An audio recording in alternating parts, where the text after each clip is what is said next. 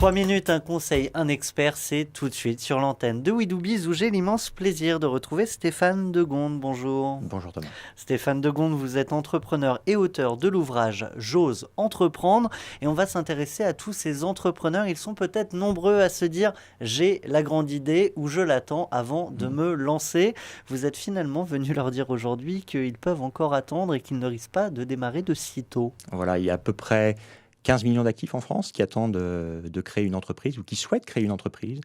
Et pour beaucoup trop d'entre eux, parmi ces actifs, en fait, des gens qui attendent cette immense idée, cette grande idée qui fera la différence et qui leur permettra de créer justement ce projet attendu.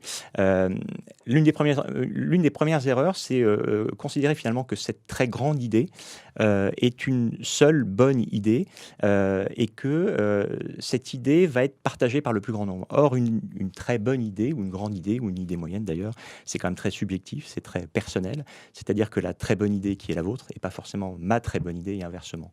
Ça, c'est le premier point. Le deuxième point, c'est qu'une idée, une grande idée, elle a du génie a posteriori. Parce que quand on commence, on est toujours un peu ridicule avec son idée, qu'elle soit bonne ou moyenne. Et cette idée va devenir excellente parce qu'elle aura remporté le succès avec le temps. Donc c'est le succès qui fait cette bonne idée.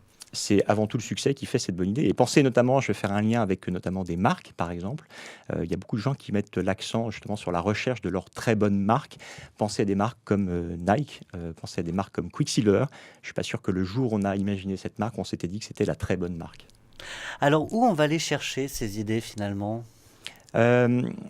Alors ça, c'est aussi un des travers des entrepreneurs, c'est de se dire que cette très bonne idée, elle va tomber du ciel. C'est comme si on avançait dans la rue et puis tout d'un coup, hop, il y a une idée qui tombe sur le trottoir juste devant soi.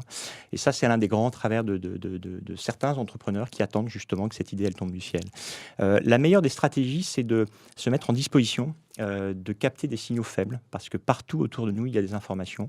Et ceux qui vont être justement en mesure de transformer ou d'avoir cette bonne idée, c'est ceux qui vont, par leur lecture, par leur discussion, par leur rencontre, capter justement ces signaux qui, quand ils convergent, amènent à identifier une bonne idée. Certains pensent que c'est l'idée qui fait le projet.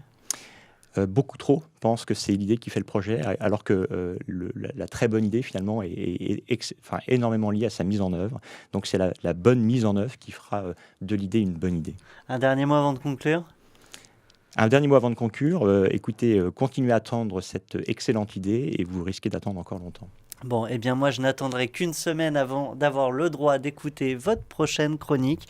Merci à vous Stéphane Degonde et à très bientôt sur notre antenne. À bientôt.